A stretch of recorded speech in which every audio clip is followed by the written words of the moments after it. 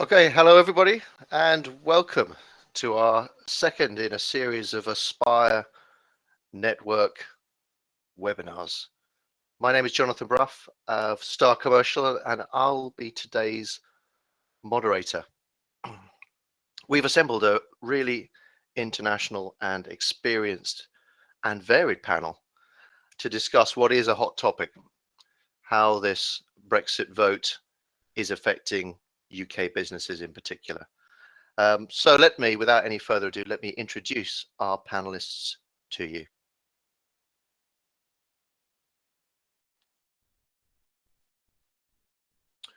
Okay, let me start with Habir Nat. Habir is Principal Investment Officer of International Finance Corporation. I've known Habir for many years, and he's a native from the continent of India. He left there, worked in international finance in Singapore, in Europe, in Netherlands, in the UK, in Washington. He's now joining us live from Nairobi. He has significant experience in the telecoms sector from an investment point of view, and indeed leading telecommunications businesses. So welcome to you, Habir. Thank you, John. Good afternoon, everybody. Next on the panel, we have Michael Robinson. Michael, or Mike as I know him, is CEO of Entech Global Limited. They're a UK business, but they export products and consultancy services all over the world, and in many cases to developing countries. Africa is a specialist market for them, but also the Caribbean, Russia, South America, and Asia. So a really international perspective. Many of Michael's company suppliers are in fact EU-based, Europe-based, and so currency is clearly an issue for him, but also the need to maintain those supplier relationships. So welcome to you, Michael, live from Tanzania, I believe. Hello, Jonathan. Hello all. Yes, live from Tanzania, hopefully for the entire process. Thank you. Next, I'd like to introduce Karl Richter. Karl is actually a German passport holder and grew up in South Africa and has been developing his business in Europe, setting it up in Berlin, worked internationally, and in fact is also joining us from America, where there's obviously lots of interesting things happening at the moment. He's co-founder and executive director of EngageDX. He works with the GECES, which is appointed by the European Commission to advise on social business initiative. He's a member of OECD expert group, reporting into the G7, and is a fellow of Finance Innovation Lab. So we're very pleased to have you, welcome you to the panel, Karl. Thank you, and hello everyone. And last but by no means least, Andrew Dakers. Andrew chairs a group of West London businesses which are looking at how Brexit in particular at the moment is affecting their planning and their business planning for next year and the year after. He's got an international background, worked in Fiji, Uganda, UAE and the USA, and he's got a varied career in IT and in change management within GSK, as well as a campaign manager with the World Wildlife Fund. So welcome to you, Andrew. Thank you, and hello. So I'd like to start by going around the panel and asking each of you in turn, what are the key opportunities and in fact the key threats that you're concerned about as part of the upcoming issues around Brexit? So I'd like to come to you first, Andrew. Thank you. Well, I suppose here at West London Business, we're looking out over a geography that spans some 7 northwest London boroughs, from Hammersmith and Fulham, Hounslow, all the way around to Barnet in the north. It's a 50 billion economy, 100,000 businesses, and perhaps best known of all, home to Heathrow Airport. Now, back in early July, as some of the dust was settling on the referendum vote, we went out to our members and wider supporter network, really to sound them out on what looked to be some of their top concerns. And I have to say, in the conversations we've had since, the top concerns haven't changed a great deal. What came out on top was, first of all, I suppose, immediate concerns around EU nationals, who are a very significant proportion of our Northwest London workforce, and particularly vulnerable, of course, and feeling the uncertainty, those EU nationals that have been in the UK for less than 5 years and don't have permanent residency. I suppose linked to that, our members reported quite rapidly changing thinking around how they might have to manage their future talent pipeline, planning for a new era of work permits. Alongside that, but perhaps rather contrasting, exchange rate volatility loomed large, still looms large, and I'm sure we'll explore more as our conversation continues today. And of course, that's particularly challenging, I think, for our SME members that haven't necessarily experienced this level of volatility for a long time, and don't necessarily have in-house treasury functions. And then finally, in our sort of top 4 concerns and interests, was a bit of a plea, really, I think, from our membership and our wider business community for more support from ourselves and our partners in sort of refocusing their businesses in terms of productivity and efficiency improvements to help them prepare for what would look to be an ever more competitive landscape moving forward. Andrew, thank you for that. I should say that while you're listening to this webinar, you are able to submit some questions, and at the end of the main questions, which we've got to go through over the next 30 minutes or so, we will be tabling some of those questions. So I'll briefly hand over to Ellie, who's sitting next to me, just to explain how you do that. Hi, welcome everybody. You've joined the webinar, and there is a question area below the video slideshow. If you've maximized that, you're now hiding the area where you can ask a question. So just minimize that, and you'll see below there is a section that says got a question. Send that in to us. We're receiving it live, and as Jonathan said, we will answer those for you. Great, thank you, Ellie. And we'll look forward to asking some of those questions to the panel later. We've also had some additional questions submitted by our Aspire membership, our network of individuals who we've worked with over the past 5 years, and we'll be asking some of those questions as well.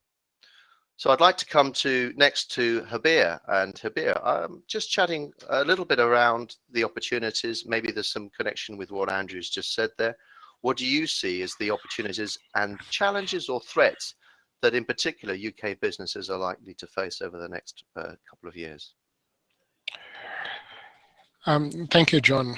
I think in terms of opportunity, I must confess I struggle a little bit to see the positive sides of Brexit, but I do understand that, and I do hope that the government and all government functions will be a lot more focused on trade, and the government will, for its own survival, if nothing else, will be a lot more business oriented, because it would require to make Great Britain more competitive in the markets.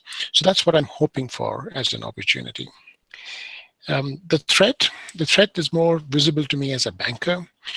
And what I find is the biggest threat possibly coming in is the fact that one of our key sectors and centers of excellence, which is the financial center which we have in London, is under threat. Great Britain has been very successful in building an excellent ecosystem in the city, and it has been the first port of call for almost anybody who wanted financial services. And the threat I see is that will get whittled away. So it'll enter into a decline for many reasons. One could be that a lot of the Euro business moves away. The second could be it will be more difficult to import talent. No matter what kind of work permit system is put in place and how well intentional, it does increase the bureaucracy involved in it, and talent is very important to the city. So that's the key threat I see. Okay, thank you, Javier. And I certainly echo in some of the conversations I've had with our wider network the concerns that keep coming up around retaining talent that came to the UK from the EU and is working and has been working very effectively here. So I think that's a concern. You've mentioned there the financial sector. Many of our customers have got ownership in the private equity sector, and a lot of their funds they raise in London. So I think that's a common theme that we're picking up. So thank you for that, Javier. So coming next, if I could, Karl, same question really. I think we're interested to know what your business and perhaps some of the businesses you're working with are seeing as the opportunities and threats that you're going to face over the next couple of years. Thank you. I think it's worth clarifying also how we see ourselves as a business to address those opportunities and threats. We've always seen ourselves as a European company based in London and looking to expand globally, actively currently looking towards Asia and the USA. I think that's likely to continue. Although broadly we're within a fintech categorization, we operate in a very narrow niche, research, innovation, thought leadership, and data processing infrastructure. So I think when it comes to the potential threats, for me, it's now having gone through the startup phase of the business, looking to grow globally, looking for a stable footing and foundation. And as you mentioned, I've been based in Berlin for a while, and now I'm looking back and suddenly seeing that the UK foundation is potentially very unstable. So that's asking me now or getting me to ask the question: where should I base my energy from which to base that expansion and growth? On the positive side, Brexit, like the recent elections here in the US, where I'm currently, does always such rapid change does force companies to be more agile and at least test their resilience. So I think that's potentially down the line a positive for us, we can still decide whether we should actively pivot abroad or just expand with multiple bases. But I think what's also happening, and it's very, very tangible, is that other domiciles are actively looking to win work and win over businesses to move to their domiciles. So particularly in fintech, on the plane a couple of days ago, it was clear that the Berlin local government is actively encouraging businesses to move over, even with an offer of subsidizing wages for up to 12 months for staff, 50% of wages, where previously the wages in Berlin were really cheaper than London. This makes it a very, very compelling offer to grow a staff base in Berlin. Yes, and thanks for that, Karl. I think it's an interesting perspective also to look at this from outside the UK. So we're focused on UK companies, but we're thinking about this from both an EU perspective and an international perspective. Some of the challenges that businesses are facing, and particular in their planning and the supply chains. I'd actually like to come next, if I could, while we've got Mike on the phone, to a question about supply chains. And Mike, your business has been buying product from EU-based manufacturers for the last 25 years and exporting those products all over the world. I'm interested to hear what some of your concerns are about those trading relationships with those EU businesses. I know you're dealing with companies in Germany, in Italy, in France, and actually in other parts of the broader EU as well. So I'd be very interested to hear what some of your views are and what you're doing with your suppliers going forward. Thanks, Jonathan, and apologies because this is definitely a mixed bandwidth connection, so you might lose me at some point. From Entech's point of view, we're importing on a regular basis from EU suppliers, and it's taken us quite a while to develop a very streamlined process with these suppliers. 4 or 5 years ago, we had to have our own warehouses in Europe in order to manage some of those consolidations because of the complexity of documentation. But that's slowly been streamlined, and we're at the point now where most of these suppliers deliver directly to us in the UK, and they don't see any barriers to that. So from Entech's point of view, looking at this going forward, we're trying to decide whether or not we go back to where we were a few years ago and create our own hub somewhere in Europe. And that means obviously employing more staff in Europe or changing some of those jobs out that we have here in the UK and turning them into European jobs. And more importantly, just thinking about the documentation and borders problems, how we're going to manage that documentation. For us, having created a nice, easy, streamlined process, it seems very negative to go back to a more challenging and delayed process for bringing goods into the country. So from our point of view, those exports that we send out of here at the moment might well turn into European exports in the future. So that could be a bit of a missing for the UK. Thinking about planning as well, longer term, where does the company base itself? If our suppliers are European and American, and we're going to create barriers to trade, then do we position ourselves in Europe instead of here in the UK? Our suppliers were getting to the point where they're looking at us as collaborators. If we're going to put barriers up in front of that, then we want to make sure that we address that fairly swiftly, or we're going to create further challenges for ourselves. And Mike, do you think that, I mean, you've talked about some of the risks there and some of how that's affecting your planning for next steps and where you're going to invest. Do you see any opportunities in terms of the international trade? I mean, we're going to come on to the trade question later, but in terms of a supply base, does that create opportunities for you, or broadly, are you more concerned about losing the tariff-free structure you have with your EU suppliers? I think if you consider the trade that we have, I mean, a lot of our trade obviously goes into complex markets such as Africa. And in some ways, the positives that might come out of this is the ability for the UK PLC to develop direct relationships with these countries and therefore to create better trade relationships ourselves. But for many years, the capital equipment that comes into these markets has been manufactured in Europe for the FMCG suppliers that we're working with for sure. So we've got to really think very carefully about how we continue our relationships with those suppliers so that we can continue to manage these supply chains into Africa. Outside of that, creating relationships with, say, Asia Pacific, then I do see positives. There's opportunities for us to start thinking about generating greater trade from those areas to continue to support some of our clients in the markets that we serve. And I think UK perhaps has a better opportunity on its own to negotiate those terms. Okay, Mike, thank you. And I think planning has come up a couple of times, and it's a constant theme. People, I think, are having to be more agile. Karl mentioned agility is important. Many of our companies we're working with are stress testing their agility.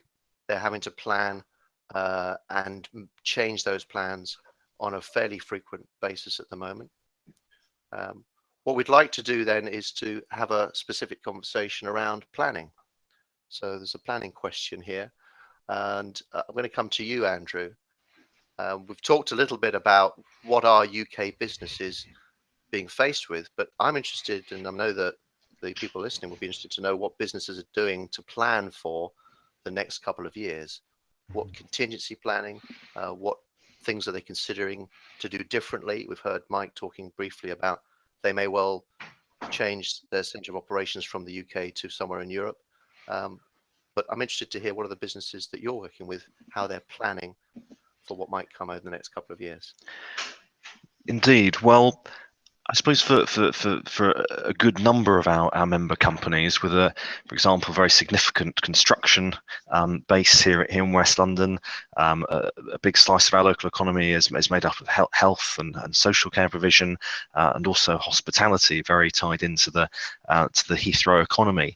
I'm talking to member companies now who aren't necessarily planning action for the next year, 2 years. They're actually having to respond right now to immediate impacts from the Brexit decision, and immediate impacts, but particularly on talent. So we're hearing from members that they're experiencing, particularly that members of staff in lower paid jobs already starting to leave the UK. Not, I'm relieved to say, en masse, but enough to start to make a real difference. Because of course the reality is, that our currency is worth less, and that leaves less for folk to take home. It's also, similarly making it harder to attract overseas talent into many of those jobs, and that really has been felt, I think, from July onwards. So how are our members and sort of supporting companies responding? Well, particularly for those lower skilled roles, I think we're finding that I suppose the relationships with their sort of talent supply chain, their recruitment agencies, but also public sector agencies like job centres, is starting to become ever more important. I've spoken to some members who are, for example, putting in place very structured programs now with job centres they might not previously have contemplated working with, to screen and screen, recruit, and then develop local talent that might previously have been missed. So that's the here and now reality. But of course, we've got members that are quite very wisely looking out over the medium to long term. And I suppose what's striking on my travels is the extent to which politics has now become everyone's business, and whether that's sort of day-to-day tracking of how different scenarios might unfold, or indeed our larger member firms taking a very structured sort of workshopped approach to considering different scenarios and how they might unfold. So there, I suppose, as well rehearsed now over the past few months, we have a spectrum of different scenarios that we're having to think through the impacts of, from the soft, still inside the single market, free movement of labour, end of the spectrum, through to what a harder exit outside the single market, maybe also the customs union, might mean. Many different possibilities in between, in terms of whether a transition agreement with the EU comes into place, whether we fall back on World Trade Organization rules, and then of course unknowns in terms of how fast or slow it will be putting new trade agreements in place with major partners. I suppose there's a strong argument, coming out of the recent election in the US, that this may, of course, make a rapid trade deal with the United States a better prospect. But that I think remains to be seen in practice. We're still obviously very early days in that transition. But I think if we do end up in that sort of harder Brexit scenario, it would seem likely that we're going to have greater friction in cross-border transactions. I think an interesting debate still really to be had around whether and when the UK's customs IT system can cope with the scaling up of the transactions that it would have to handle. And I suppose a final reflection, of course, big unknowns in terms of whether our current government will be able to see through this Brexit process to the point of Article 50 being supported both in the House of Commons and the House of Lords, or whether indeed we may find ourselves with an earlier than expected general election. Yeah, thank you, Andrew. And I think what I'm hearing, and what I heard you say there, was that there are some short, there are some medium, and there's some longer term planning issues. People are wrapped up in some of the short-term challenges around attracting and retaining talent. There's a lot of interest in what trade could look like, but firstly needing to protect the trade agreements that we have and the supply chains that we have. And I think the overriding uncertainty is what's creating issues for people in how they plan. So I can't remember a time in my business career, almost 30 years, where there's been so much uncertainty coming in such a short period of the last 6 months. And I think that's what's challenging businesses, because they're having to plan across so many facets. So I wanted just to pick up on the theme a little bit around the employee, the talent piece. And I'd like to come back to Karl, if I may. I know we've talked briefly, Karl, before this webinar about retaining talent in the context of innovation, but in the context of the expertise which that talent, which comes from all over the EU today, and how does that retained and developed and attracted going forward with some of the uncertainties that we're facing? Yeah, I've got two perspectives on this. The one is as an employer looking for talent, and the other is looking at my own position. So as a German national, currently my right to reside in the UK is not being assured, and so I just need to ask myself how much do I divide my time between investing in growing that UK base, hiring UK talent, and as opposed to looking to do that abroad. And I suppose as a foreign founder and employer, there's a potential for Brexit to be inadvertently anti-entrepreneurial, particularly in the field that I find myself in, which I suppose is to some degree reliant on the the London ecosystem as an attractor for talent and innovation, seeking out people who have an international culture, who are open-minded, and bring diversity into the business. So certainly in the orbit I find myself in, I see people either having to lay off staff because of work uncertainty, or struggling to hire staff because of staff potential hires being reluctant to accept jobs and themselves commit to being in London if they are EU nationals themselves.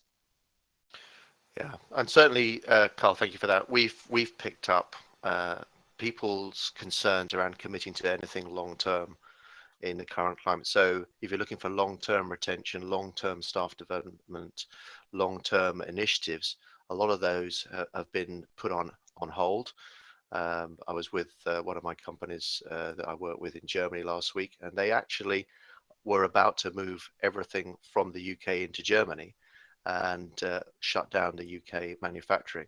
They've actually kept the UK manufacturing open in the short term because of concerns about what might happen in terms of access to the UK market. So there's just one example of the challenges that people are facing in terms of longer term planning. One of the themes we keep picking up on is currencies, and there may be some short-term challenges around currency fluctuations between the dollar, the euro, and sterling, and certainly we're a business that trades in all three currencies. I just wanted to come to Habir, if I may, just to think about what's some of the challenges around currencies. What are some of the things that business with your background in finance should be doing to try and mitigate these short-term turbulence that will help them to not only get through this and maintain some level of profitability, but to set themselves up for whatever the future might hold as we head towards potential Brexit? Yeah, thanks, John. Well, it depends a little bit on what your definition of short term is. We've seen a lot of volatility in the markets, in the currency markets, and it's all basically been driven by political uncertainty and what implication that has on what kind of commercial agreement is signed under trade union. just a speech by the Prime Minister can move the currency. We've seen that, just a single speech. Then somebody else making a speech, the Chancellor making a speech, can move the currency in another way. These are events which are moving the markets, because right now we don't have a clear idea of what kind of situation we are heading towards. I mean, there is no consensus on how the trade relationships will evolve.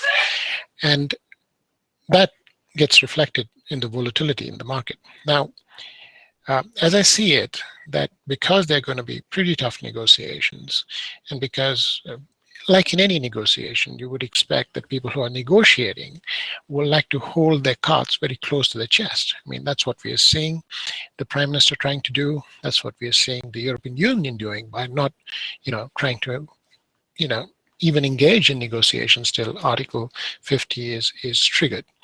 And what that means is that essentially you will have volatility till a final deal is signed and ratified. And that is going to take some time. I don't have confidence that that'll happen within 2 years, frankly. I think it'll happen even longer than 2 years. And that means a high, at least for the medium term, quite sustained volatility. And what does volatility mean to businesses? In the end, it means cost. Because if you are working in a volatile environment, you have to have higher buffers. You have to plan more. You have to pad your margins. You have to, keep more cash aside. All that translates to costs. And so, what would I recommend you do? First of all, very carefully manage and look at your foreign exchange exposure. Study it. There could be hidden foreign exchange exposure which you don't know, which may come through your suppliers. You think you're buying in pounds, but in the end, the supplier may be buying in another currency and will get passed on to you. So you have to very carefully look at what is your foreign currency exposure and how that affects your profitability, and you have to plan for it. And you have increased costs, so to compensate for that, you have to look elsewhere in your business to increase efficiencies. So you have to become leaner in other parts of your business to compensate for the higher costs which you didn't have previously, but you have to deal with now. Thank you, Habib. And actually, I'd just like to pick up on that point around cost, because I think that that's a really clear way of putting it. Uncertainty, the level of uncertainty we're seeing, what does it mean for business? It means cost. I've actually got a question here from one of our audience, and the question comes, I'll just read it out. I'm interested to know the panel's view on whether Brexit is now priced into businesses' thinking, and we will have a relatively stable period during the negotiation phase, or whether the instability with this key factor will continue for the next 2+ years. Now, this is a little bit of context around this. This is a key phase in the Q4, is when a lot of price discussions happen. And just as you said there, Habib, many of our customers we're working with in the UK have supply chains that track back to the euro. So effectively, they're not buying in sterling, they're buying in euro. There is a lot of concern about how you manage those price rises through. There's a view that they need to pass them on to their customers. They can't, at the moment, their margins are being affected. So what's the panel's view? And I'm going to move this round, actually. I'm going to come to you, Mike, if I may first. What's the panel's view on whether or not those have already been factored in, or whether you're expecting to see a period of prolonged instability? So, Mike.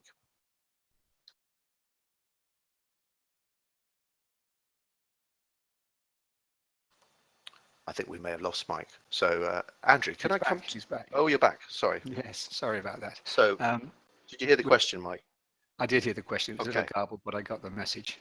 What we're looking at from our point of view is natural hedging. So where we're buying in euros, we're doing our best to sell in euros. But we are already seeing some increase in some of those costs coming through where we're buying through UK suppliers, because as you rightly state, they've already looked at where their sources are. They're bringing those goods in from Europe anyway. They're having to pay in euros. So we're seeing a gradual increase in the cost of goods coming in. As to whether or not they've factored that in the long term, or if they're just looking at it in a short-term process, I believe that at the moment they're looking at it short-term. We're seeing variations rather than fixed pricing. What sort of percentage range are you able to share that? Are you seeing suppliers coming to you with now? Starting to see around 6% come through. Okay, so, and that's consistent with what we've heard elsewhere. Good. Andrew, can I come to you on the same question? Sure. I mean, I think I echo Mike's reflections there. I mean, I'd certainly take a view that we've got a good sort of 9 months more, perhaps, of, and that's assuming no more great surprises are in store, of sort of price increases sort of coming through. A number of conversations with our own suppliers, but also our member suppliers around IT, and there, you know, we've seen price increases actually in the larger ranges, sort of 5 through to 15%.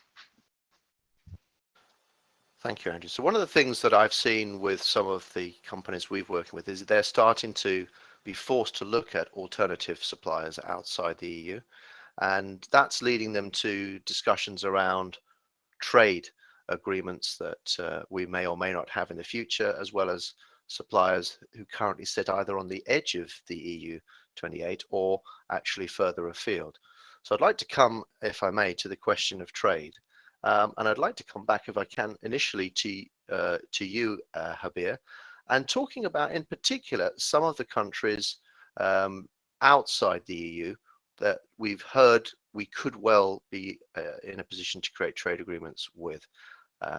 India, China, Turkey, has all been in the news recently, Commonwealth countries, Australia, New Zealand. So I know Mike's got a view on some of those, but I'd like to start with you, Habir. What are your thoughts in terms of where those trade agreements could go, how long they might take, or whether or not there are genuine opportunities there for people to perhaps mitigate some of these cost increases they're seeing in their EU-based supply chains?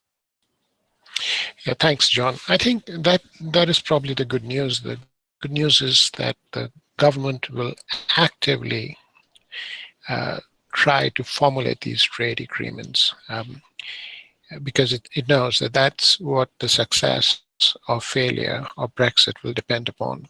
So they're going to put a lot of resources, a lot of their talent and time in getting these agreements done. But they're not going to be easy. It might be easier to strike an agreement with Britain itself than as a part of the whole EU in a certain respect, because you don't have to go and talk to 27 or 28 different countries. But it's also going to be a little bit more difficult because of a couple of reasons. The first reason is that you just look at it as a negotiation. The other parties do know at this point in time that Britain would be very eager to sign trade agreements. They need to have these wins, and that weakens your negotiation position. So that's the difficulty number one. The difficulty number two, it will be very difficult to crystallize any kind of a trade agreement before you actually know what kind of agreement you're going to have with the EU itself, which essentially means that I don't see these agreements taking place very, very soon. They'll happen.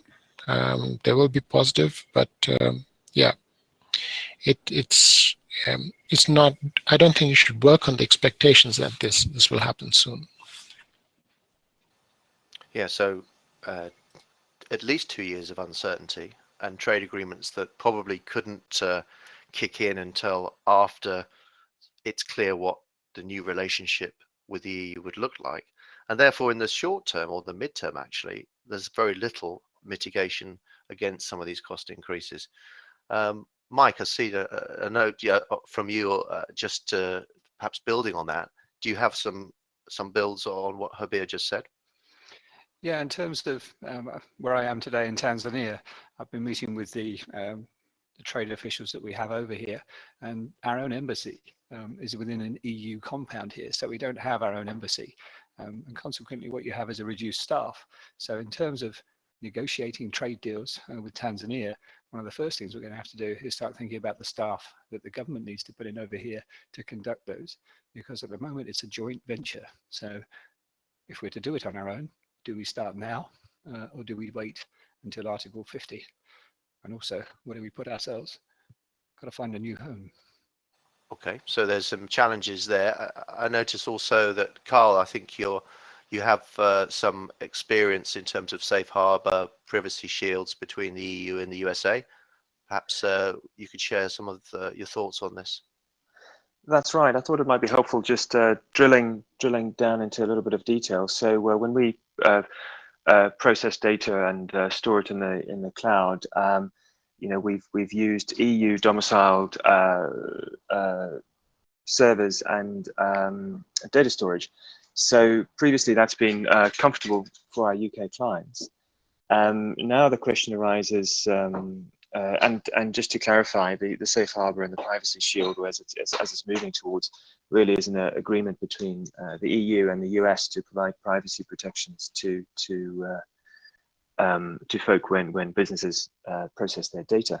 So I suppose we would be in a position where we would have to say to UK clients that they could either use an EU domiciled computing environment, data storage environment, or have the option of perhaps a US base. And if they were to insist on a UK environment, then we would have to consider that in light of the size of the market and if we could absorb those costs, or whether we'd have to simply pass them on.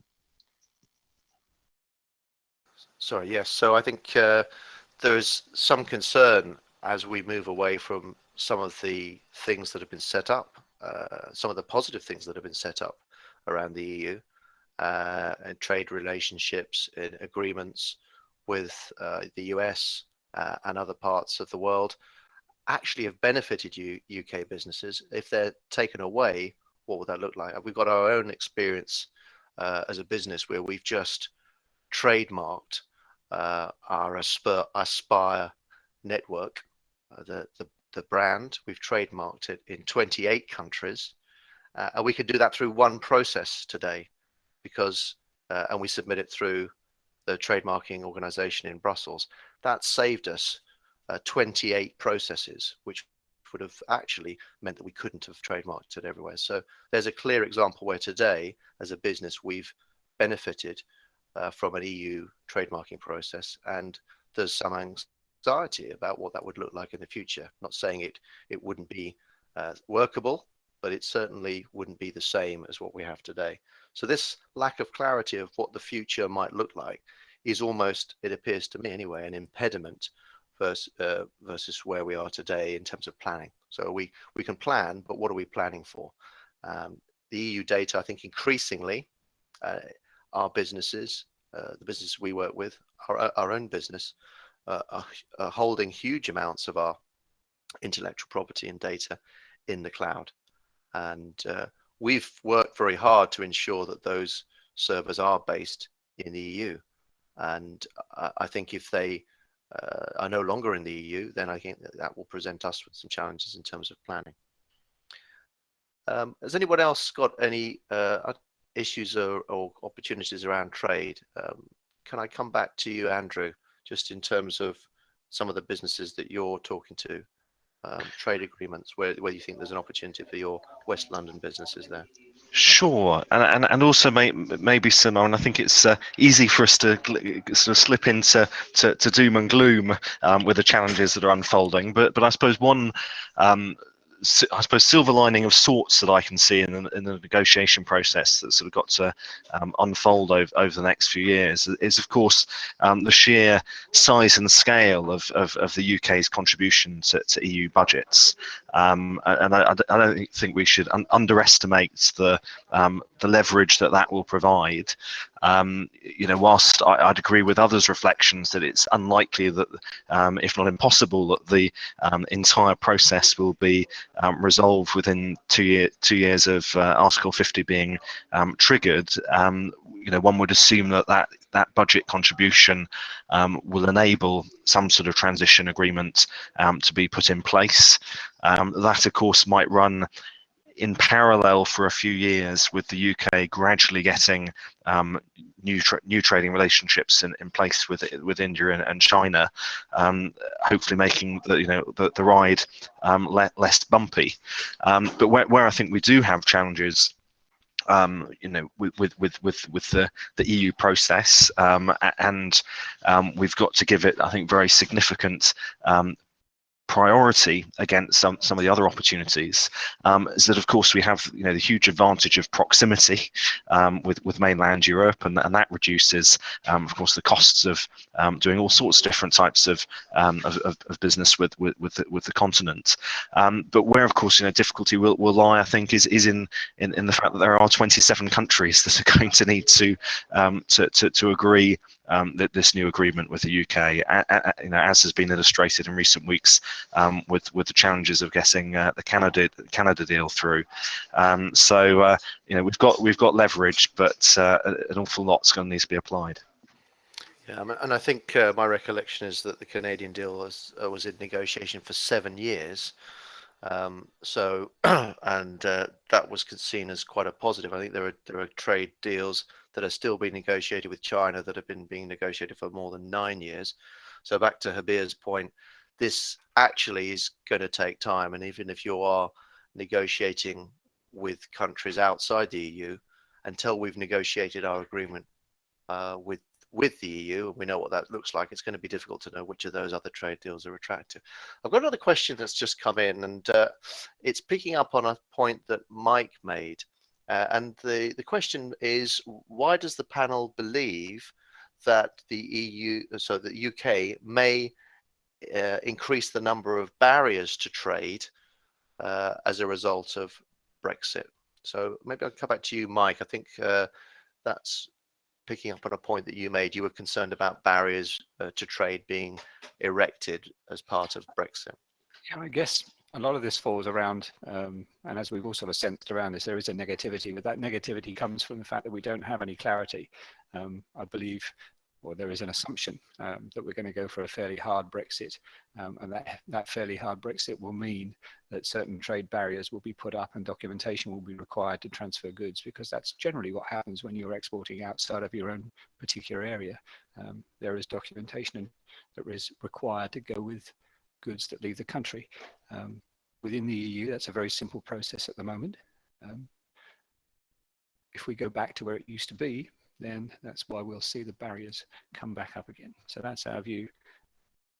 And I can't see, because we do trade internationally at the moment with countries that we are not in a partnership with, and all of those countries require certain documents to transfer those goods in, and that adds delay to the shipping process.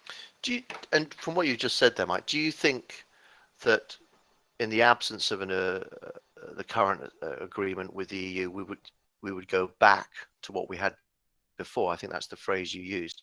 That feels like back. Why wouldn't we perhaps be going forward to something new and different that would work? So why think about simple things like tax harmonization, VAT, the documentation that goes around VAT? We've got a very simple process in place at the moment where the countries sort of wipe each other's VAT out between them. So there's not that tax collection challenge. Once you start putting up a barrier and taking trade across borders that isn't within a group, then that ability to change or to pass back VAT between countries is removed, and we have a belief that will create that documentation and that tax challenge. So almost because you've moved the relationship back to what it was like before Britain joined the EU, you're going to go back to some of the mechanisms, just at least in the short term. And because we have a great partnership with America, but there is still a requirement for documentation for anything that we send backwards and forwards between the US. In some way, we have a great relationship with the Australians, but when you ship to the Australians, there is a documentation process. There's an exchange of tax documents. That's exactly the way we perceive it will be in the EU as we move forward. So just picking up on the US theme, then I've had another question come in from one of the listeners here. The question is, how might a new style US president circumvent this 2-year thinking? So Habir, can I come back to you on that one? I think with experience in Washington, then I'll come on to you, Karl, in a second, because you're actually there at the moment. Um, that's a difficult one, John. I mean, it's difficult to predict anything which now President Trump does. So it's difficult to cast judgment on how that may happen. One of the problems you will face is that, there is no one consistent opinion in America. I mean, it's clearly a very divided nation.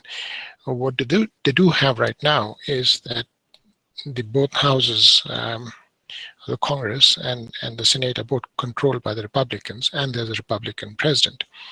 So that's good for a decision-making process. But if you actually look at it a little bit deeper, you'll find that the Republican Party in itself is very divided.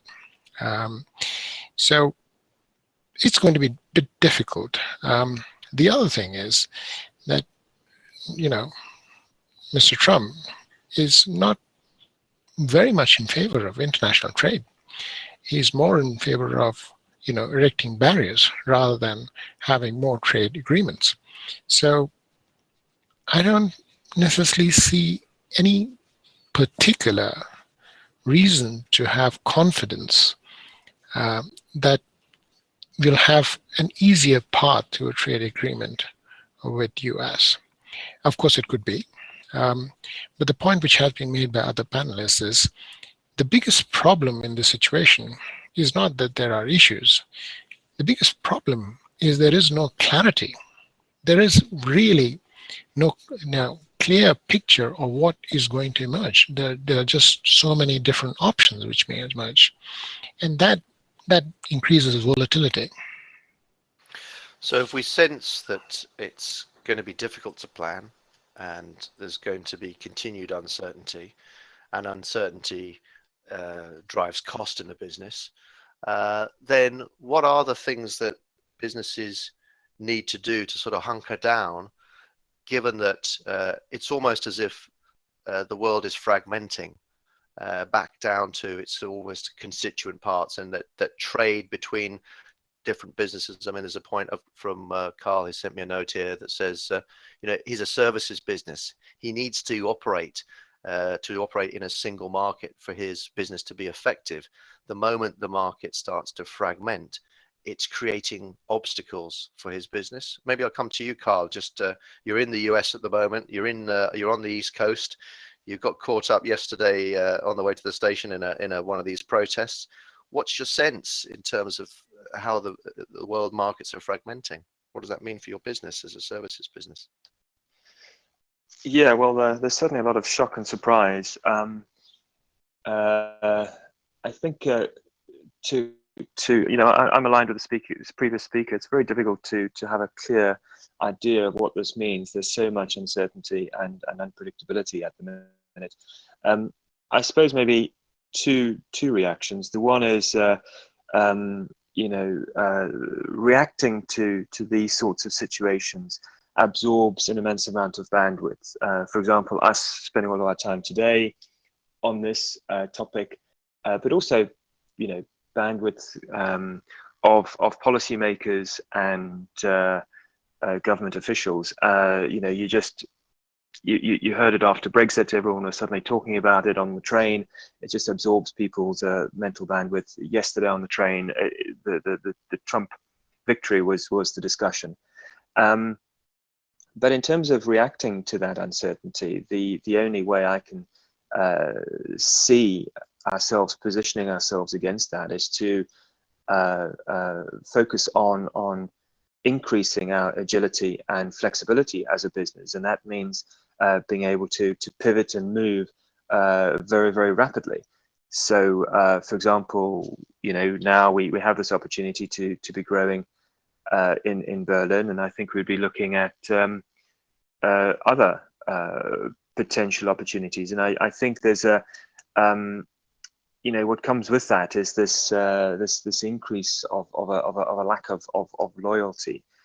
And so it probably goes against Prime Minister May's wishes, but this idea of becoming increasingly a global citizen as a business, and that doesn't offer stability back to the country, I don't think. Yeah, and you've used, I think there's a few words that I've made a note of during the course of this webinar that keep coming up, and agility is one. So businesses need to plan, they need to plan, and they need to be agile in their planning. They need to be able to respond to the uncertainty. They need some different skills, I think, actually, or they need skills perhaps that have been dormant in their organization for some time to become much more front of mind. Certainly, as an organization working in development, we're putting a lot of our energy into helping organizations plan more effectively, more consistently, and more quickly to respond to what's going on in the market. And we are working with a number of our customers at the moment to think about what's the most effective way to introduce the price increases, which are inevitable actually to protect their margins and to ensure the long-term success of their businesses. Wherever their products stem from, we've got companies who have product from within the EU, product from outside the EU, from as far afield as Asia, and indeed also bringing product in from the US. So I think those challenges are there. So agility, planning, you've used a word which I like actually, Karl, which is pivot. This idea that you perhaps need to move from focusing in one area of your business, perhaps where you've got a broader footprint, to being able to put more emphasis on another location or another part of your footprint. And I'm seeing that particularly in manufacturing companies, but also you're mentioning it as a service company. So I think there's a lot for us to be thinking about, and we could obviously have a continued conversation on this, but we're reaching the end of our time. And I wanted to, first of all, thank all the panelists for sharing their views and so eloquently. And there's a lot of emotion in this subject. So it was great that we could have a considered debate without people talking across each other. So thank you for that. Also for answering some of the questions that we've had feed in from the community. That's been great to see the community engaging with this topic. And we will also be able to play this back. We've recorded it, so our network will be able to play it back live. So just if I would just move on to that slide. So you can watch and listen again, and we'll be posting this in the next few days onto our Aspire network. You'll be able to click through from our website, which is at www.aspire.co.uk, and that will connect you to a YouTube version of the entire webinar. I'd also like to take the opportunity to advertise our next webinar. This is on the 6th of January 2017, 12:30 to 1:30 GMT. The subject is the Millennial Jury. We have an expert panel which will be chaired by Rob Isles, and Rob Isles is from a company called Vision Eyes, and Vision Eyes are members of our Aspire network. He and his business consult with FMCG companies on this specific subject. So a fascinating subject. I didn't even realize there was a label for that generation, that young generation. Might help me understand my my daughter who's in her 20s a bit more if I can connect with that. So please do put that in your diaries. It'll be a fascinating conversation, discussion, and Rob brings a lot of expertise, and he'll be bringing some case studies and some examples and some really innovative thinking around this key subject. So it only remains for me, I think, to say thank you very much for everyone who has joined the call. Thank you for all the questions which you streamed in. I think as we do these webinars, we're going to get better and better, we hope. And all the subjects that we are doing next year are coming from our Aspire network. So I wish you all a fantastic weekend. And let's hope that we are not all Donald ducked, as I saw in the Star headline yesterday, by what's happening in America.